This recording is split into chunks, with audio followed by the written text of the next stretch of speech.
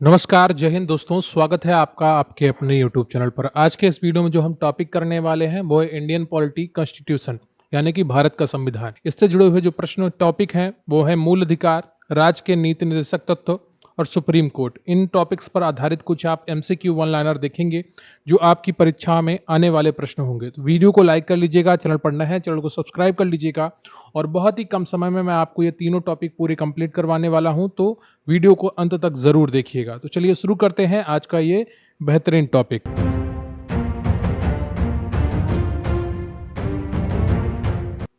तो सबसे पहले हम मौलिक अधिकार से जुड़े हुए प्रश्न करेंगे। पहला प्रश्न है आपका कि संविधान के किस भाग को भारत का मैग्ना कार्टा कहा जाता है? भाग 1, भाग 2, भाग 3 या भाग 4? चार ऑप्शन है, सही उत्तर का चयन करना है। सही उत्तर है आपका सी। भारतीय संविधान के भाग 3 यानी कि मौलिक अधिकार का जो भाग है उसको भारत का मैग्ना कार्टा कहा जाता है, यानी कि भारत का अधिकार पत्र कहा जाता है। अगला प्रश्न है आपका कि निम्न में से कौन सा सुमेलित नहीं है? ए ऑप्शन है आपका कि समता का अधिकार अनुच्छेद 14 से 18, क्या ये सही है? बिल्कुल सही है। शोषण के विरुद्ध अधिकार अनुच्छेद 23 से 24, क्या ये सही है? बिल्कुल सही है। संपत्ति का अधिकार अनुच्छेद 31, ये पहले हुआ करता था, वर्तमान में ये समाप्त कर दिया गया है, तो सही सुमेलित नहीं है। ठीक है, तो ये प्रश्न थोड़ा पुराना है, ये ऑप्शन आप यहाँ पर हटा दीजिएगा। धर्म की स्वतंत्रता का अधिकार अनुच्छेद 29-30 में ना होकर बल्कि ये 25 से 28 है, तो यहाँ पर आपका सी ऑप्शन सही होगा। धर्म की स्वतंत्रता का अधिकार अनुच्छेद 25 से 28 में होता है। ठीक है, अगला प्रश्न है आपका कि निम्न में से कौन सा कथन गलत? संपत्ति के अधिकार को 44वें संविधान संशोधन के बाद हटाया गया था। संपत्ति का अधिकार अब मात्र एक नैतिक अधिकार रह गया है। इस समय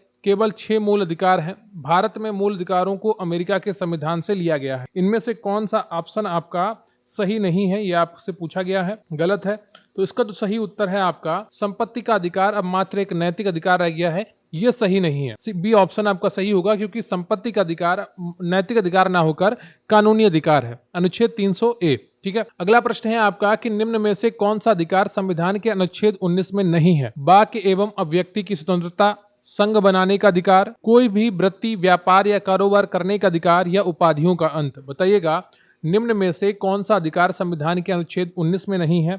और इसका जो सही उत्तर है आपका वो डी हो जाएगा, उपाधियों का अंत। अनुच्छेद 19 में ना होकर यह अनुच्छेद 18 में है। अगला प्रश्न है आपका कि अनुच्छेद 18 के अंतर्गत निम्न में से कौन सी उपाधि एक भारतीय द्वारा धारित नहीं की जा सकती है? दीवान बहादुर, पद्माश्री, पद्म भूषण और भारत रत्न। यहाँ पद्मश्री होगा, पद्माश्री नहीं होगा, या दीवान बहादुर। बताइएगा कौन सा ऑप्शन आपका सही है? और इसका सही उत्तर है आपका ए, दीवान बहादुर। ये भारत के द्वारा धारित नहीं की जा सकती है। अगला प्रश्न है आपका छठा, निम्न में से कौन सा कार्य अनुच्छेद 17 के अंतर्गत छुआछूत माना जाता है? धार्मिक दार्शनिक आधार पर छुआछूत को सही ठहराना, किसी व्यक्ति को समान बिक्री या समान सेवाएं देने से रोकना, किसी व्यक्ति को सार्वजनिक स्थल पर प्रवेश से रोकना, उपयुक्त सभी। तो छठे का कौन सा ऑप्शन आपका सही होगा, ये आपको बताना है। और इसका जो सही उत्तर है आपका वो डी हो जाएगा, उपयुक्त सभी। इन सभी कारणों को छुआछूत अनुच्छेद 17 के अंतर्गत माना जाएगा। अगर किसी को आप किसी सार्वजनिक स्थल पर प्रवेश करने से रोकते हैं, किसी व्यक्ति को समान बिक्री या सेवाएं देने से रोकते हैं, धार्मिक दार्शनिक आधार पर छुआछूत को सही ठहराते हैं, तो भी आप अनुच्छेद 17 के अंतर्गत छुआछूत माना जाता है। अगला प्रश्न है आपका कि शिक्षा का अधिकार किस उम्र के बच्चों के लिए बनाया गया है? 5 से 10, 6 से 14, 6 से 12 या 8 से 16? बताइएगा कौन सा ऑप्शन आपका सही है? और इसका जो सही उत्तर है आपका वो बी ऑप्शन हो जाएगा, 6 से 14 वर्ष। अगला प्रश्न है आपका कि निम्न में से कौन सा कथन असत्य है? अनुच्छेद 21 का संबंध शिक्षा के अधिकार से है। शिक्षा का अधिकार अधिनियम को 2008 में संसद ने पास किया था। इसमें से 6 से 14 वर्ष तक के बच्चों को मुफ्त शिक्षा दी जाती है। शिक्षा का अधिकार अधिनियम 86 में संविधान संशोधन को पास करके बनाया गया था। तो कौन सा कथन असत्य है, ये आपको पहचानना था। और इसमें जो कथन असत्य है वो है बी ऑप्शन, शिक्षा का अधिकार अधिनियम को 2008 में संसद से पास नहीं किया गया था, बाकी सब सही है। ठीक है, अगला प्रश्न है आपका कि निम्न में से कौन से मूल अधिकार राष्ट्रीय आपातकाल के दौरान स्वतः समाप्त नहीं होते हैं? चार ऑप्शन है आपके, अनुच्छेद 19 से 20, अनुच्छेद 29 से 30, अनुच्छेद 20 और 21, अनुच्छेद 25 से 28। और इसका जो सही उत्तर है आपका वो है सी, अनुच्छेद 20 और 21 ये राष्ट्रीय आपातकाल में भी समाप्त नहीं होते हैं। अगला प्रश्न है आपका कि अनुच्छेद 25 का संबंध किससे है? धर्म की वृद्धि के लिए प्रयास की स्वतंत्रता, किसी धर्म को प्रचारित करने हेतु कर से छूट, बलात् श्रम एवं अवैध मानव व्यापार के विरुद्ध प्रतिषेध, प्राण एवं दैहिक स्वतंत्रता का संरक्षण। बताइएगा कौन सा ऑप्शन आपका सही है? अनुच्छेद 25 का संबंध किससे है? और इसका सही उत्तर है आपका ए, धर्म की वृद्धि के लिए प्रयास की स्वतंत्रता, अपने धर्म को बढ़ावा देने के लिए आपके पास प्रयासों की स्वतंत्रता है, तो ए ऑप्शन आपका यहाँ पर सही हो जाता है। अगला जो आपका टॉपिक है वो राज्य के नीति निर्देशक तत्व है। ठीक है, वीडियो को लाइक कर लीजिएगा, चैनल पर नया है चैनल को सब्सक्राइब कर लीजिएगा। पहला प्रश्न है आपका इस टॉपिक का कि राज्य के नीति निर्देशक तत्व संविधान के किस भाग में उल्लेखित हैं? 2, 3, 4, 5। देखिए, तीसरे में मूल अधिकार आता है और चौथे में राज्य के नीति निर्देशक तत्व आते हैं, तो सी ऑप्शन आपका यहाँ पर सही होगा। और इसको इन शॉर्ट में डीपीएसपी भी कहते हैं, डायरेक्टर, है ना। तो डीपीएसपी का फुल फॉर्म होता है directive principle of state policy. ठीक है, तो डीपीएसपी इनको शॉर्ट में कहते हैं, राज्य के नीति निर्देशक तत्वों को। अगला प्रश्न है आपका कि निम्न में से कौन सा कथन सही नहीं है? तो एक ऐसा कथन है जो सही नहीं है, उसकी आपको पहचान करनी है। यदि कोई राज्य इस नीति निर्देशक तत्व को इन नीति निर्देशक तत्वों को लागू नहीं करता है तो उसके खिलाफ कोर्ट में केस दर्ज किया जा सकता है। क्या यह सही है? बिल्कुल भी सही नहीं है, यही आपका सही उत्तर हो जाएगा। गांधीवादी सिद्धांत भी एक नीति निर्देशक तत्व है, बिल्कुल सही बात है। इन्हें आयरलैंड के संविधान से लिया गया है, बिल्कुल सही बात है। ये सिद्धांत राज्य पर बाध्यकारी नहीं है, बिल्कुल सही बात है। तो ये तीनों नीचे वाले ऑप्शन आपके सही हैं, ए ऑप्शन गलत है, इसलिए आपका ये सही उत्तर हो जाएगा। अगला प्रश्न है आपका कि निम्न में से कौन सी विशेषता नीति निर्देशक तत्वों की नहीं है? 4 ऑप्शन है, एक का आपको चयन करना है। ये संवैधानिक निर्देश या विधायिका, कार्यपालिका और प्रशासनिक मामलों में राज्य के लिए सिफारिशें हैं, है ना, सिफारिशें होगा यहाँ पर। निर्देशक तत्व भारत शासन अधिनियम 1935 में उल्लिखित अनुदेशों के समान है। निर्देशक तत्वों का हनन होने पर न्यायालय द्वारा लागू कराया जा सकता है। इनका उद्देश्य लोक कल्याणकारी राज्य का निर्माण है। तो कौन कौन से सही है और कौन सा गलत है ये आप सभी को पता होगा। न्यायालय द्वारा लागू नहीं कराया जा सकता है, तो सी ऑप्शन आपका यहाँ पर सही हो जाएगा, बाकी आपके सही है। अगला प्रश्न है आपका कि नीति निर्देशक तत्वों को किस देश के संविधान से लिया गया है? ब्रिटेन, कनाडा, अमेरिका या आयरलैंड? बताइएगा चौथे का कौन सा ऑप्शन है, इसको आपको सही उत्तर देना है। और सही उत्तर है आपका डी, आयरलैंड। नीति निर्देशक तत्वों को आयरलैंड के संविधान से लिया गया है। अगला प्रश्न है आपका 5वां, निम्न में से कौन नीति निर्देशक तत्वों के अंतर्गत आता है? गाय, बछड़ा और अन्य दुधारू पशुओं की बलि पर रोक, सभी नागरिकों को जीविका के समान अवसर प्राप्त करने का अधिकार, 14 वर्ष तक के सभी बच्चों को निःशुल्क शिक्षा, और या ऑप्शन डी सभी? बताइएगा कौन सा ऑप्शन आपका सही है। डी ऑप्शन आपका सही है, सभी। अगला प्रश्न है आपका कि निम्न में से कौन सा सुमेलित नहीं है? तो एक ऐसा अनुच्छेद है जो सुमेलित नहीं है, उसकी आपको पहचान करनी है। तो अनुच्छेद 40 ग्राम पंचायतों का गठन बिल्कुल सही है। अनुच्छेद 44 समान नागरिक संहिता बिल्कुल सही है। अनुच्छेद 41 कृषि एवं पशुपालन का संगठन, ये आपका गलत। अनुच्छेद 41 में काम करने का अधिकार आता है, ठीक है, रोजगार का अधिकार आता है, और वो इसी के तहत आपको जो नरेगा है वो दिया जाता है अनुच्छेद 41 के तहत। और अनुच्छेद 39A समान न्याय और निःशुल्क कानूनी शिक्षा, ये भी सही है, तो आपका यहाँ पर सी ऑप्शन सही हो जाएगा। अगला प्रश्न है आपका कि नीति निर्देशक तत्वों की व्याख्या किन अनुच्छेदों में की गई है? 36 से 51 तक, 12 से 35 तक, 5 से 11 तक, या निम्न में से कोई नहीं?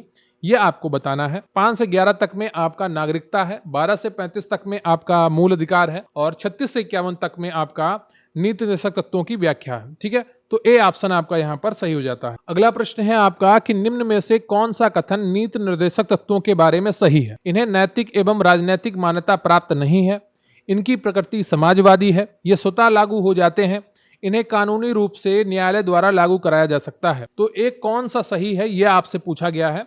8वें का जो सही उत्तर है आपका वो बी है, इनकी प्रकृति समाजवादी है, कि समाज को ध्यान में रखकर इनको लागू किया जाता है। अगला प्रश्न है आपका 9वां कि इनमें से कौन सा कथन सही है? राज्यों के नीति सिद्धांत के अनुसार समान कार्य के लिए समान वेतन, और यह आर्थिक क्षमता एवं विकास के भीतर हो, कार्य के अधिकार प्राप्त करने के लिए प्रभावी व्यवस्था करना, बेरोजगार के मामले में शिक्षा एवं सार्वजनिक सहायता, कार्य की समान स्थितियों, जीवन और उद्योगों में सहभागिता करने का ना प्रयास करना। तो ऐसा कौन सा है जो सही नहीं है, वो आपको पहचानना है, और इसका सही उत्तर है आपका डी। ठीक है, कार्य के समान स्थितियों, जीवन और उद्योगों में सहभागिता करने का ना प्रयास करना, ये आपका ऑप्शन डी सही है। अगला प्रश्न है आपका कि नीति निर्देशक तत्वों को कितने भागों में बांटा गया है? 2, 3, 4 या इनमें से कोई नहीं, यह आपको बताना है। इनको 3 भागों में बांटा गया है, आपका बी ऑप्शन सही है। एक तो कल्याणकारी है, ठीक है, और दूसरे गांधीवादी हैं, और तीसरे समाजवादी हैं। अब अगला जो आपका टॉपिक है वो है सुप्रीम कोर्ट। इसका पहला प्रश्न है कि भारत ने न्यायालय की एक एकल व्यवस्था कहां से प्राप्त की है? भारत सरकार अधिनियम 1935, भारत सरकार अधिनियम 1919, पिट्स इंडिया एक्ट 1773, या डी इनमें से कोई नहीं?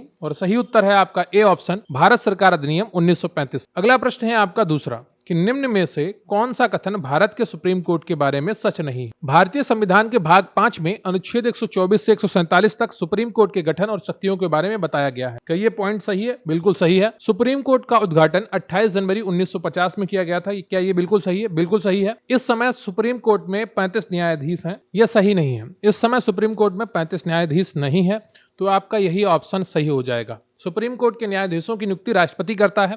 बिल्कुल सही बात है। वर्तमान में सुप्रीम कोर्ट में 34 न्यायाधीश हैं। सी ऑप्शन आपका यहाँ पर सही हो जाएगा। अगला प्रश्न है आपका तीसरा कि सुप्रीम कोर्ट में जज बनने के लिए कौन सी अहर्ता गलत है? भारत का नागरिक होना अनिवार्य है। बिल्कुल सही बात है। संसद की नजर में उसे एक सम्मानित न्यायवादी होना चाहिए। बिल्कुल सही है। उच्च न्यायालय में कम से कम 5 वर्ष न्यायाधीश होना चाहिए। क्या ये सही है? ये सही है। उच्च न्यायालय में कम से कम 10 वर्ष तक वकालत करने का अनुभव होना चाहिए। बिल्कुल सही है। यहां पर संसद नहीं, राष्ट्रपति होना चाहिए। ठीक है, राष्ट्रपति की नजर में उसे एक सम्मानित न्यायवादी होना चाहिए, तो यह आपका ऑप्शन सही हो जाएगा। ये गलत है। संसद से कोई लेना देना नहीं होता है सुप्रीम कोर्ट के जज की योग्यता का, अहर्ता का।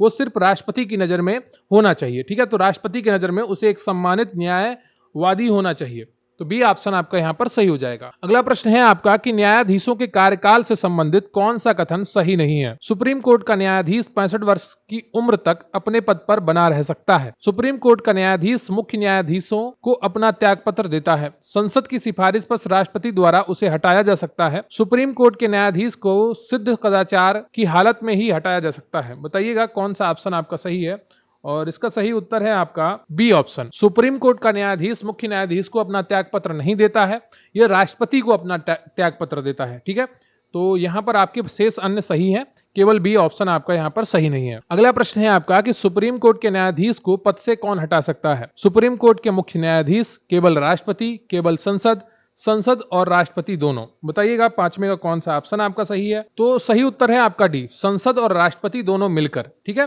न्यायाधीश को हटाने का प्रस्ताव संसद के दोनों सदनों में विशेष बहुमत से पास किया जाना चाहिए। इसी आधार पर पद से हटाने का निर्णय राष्ट्रपति द्वारा लिया जाता है, तो आपका डी ऑप्शन यहाँ पर सही हो जाएगा। अगला प्रश्न है आपका कि सुप्रीम कोर्ट के मुख्य न्यायाधीश की वर्तमान सैलरी कितनी है? तो यहाँ पर जो आपका सही उत्तर है आपका वो है बी ऑप्शन, 1 लाख रुपए। अगला प्रश्न है आपका कि राष्ट्रपति किसी न्यायाधीश को भारत के उच्चतम न्यायालय का कार्यकारी मुख्य न्यायाधीश घोषित कर सकता है जब मुख्य न्यायाधीश का पद रिक्त हो, मुख्य न्यायाधीश अस्थायी रूप से अनुपस्थित हो, मुख्य न्यायाधीश अपने दायित्वों का निर्वहन करने में असमर्थ हो, या उपयुक्त सभी। तो सातवें का कौन सा ऑप्शन आपका सही हो जाएगा? डी ऑप्शन, उपयुक्त सभी। जितने तीनों पॉइंट दिए गए हैं ये बिल्कुल सही है। अगला प्रश्न है आपका कि निम्न में से किसे यह अधिकार प्राप्त है कि वह उच्चतम न्यायालय की पीठ देश में कहीं और स्थापित करा सके? सुप्रीम कोर्ट के मुख्य न्यायाधीश को, राष्ट्रपति को, संसद को? सुप्रीम कोर्ट के मुख्य न्यायाधीश को यह अधिकार प्राप्त है कि वह राष्ट्रपति से पूर्व अनुमति लेकर वह उच्चतम न्यायालय की पीठ देश में कहीं और स्थापित कर दे। तो सही उत्तर है आपका डी। ठीक है, सुप्रीम कोर्ट के मुख्य न्यायाधीश के पास यह अधिकार होता है कि वो राष्ट्रपति की पूर्व अनुमति लेकर उच्चतम न्यायालय यानी सुप्रीम कोर्ट की पीठ को कहीं पर भी स्थापित कर दे। तो डी ऑप्शन आपका यहां पर सही है। अगला प्रश्न है आपका कि निम्न में से कौन सा अनुच्छेद सुप्रीम कोर्ट की स्थापना की बात करता है? अनुच्छेद 76, 153, 124 या 324? आप सभी को सही उत्तर पता होगा। अनुच्छेद 124 ऑप्शन सी सही है। अगला प्रश्न है आपका कि निम्न में से कौन सा सुमेलित नहीं है? अनुच्छेद 145 न्यायाधीशों का वेतन, यही सही सुमेलित नहीं है, क्योंकि अनुच्छेद 145 में सुप्रीम कोर्ट के नियम आते हैं, न्यायाधीशों का वेतन नहीं आता है। तो ये ए ऑप्शन आपका सही हो जाएगा। अनुच्छेद 143 राष्ट्रपति के सुप्रीम कोर्ट से सलाह करने की शक्ति, ये आपका सही है। अनुच्छेद 141 सुप्रीम कोर्ट के आदेश सभी न्यायालयों पर लागू होना, ये भी सही है।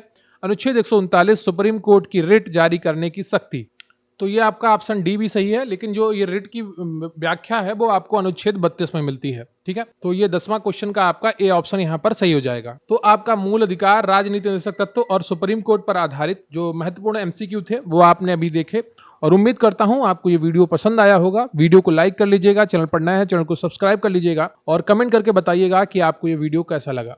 तो मिलते हैं अगले वीडियो में, तब तक के लिए जय हिंद, जय भारत।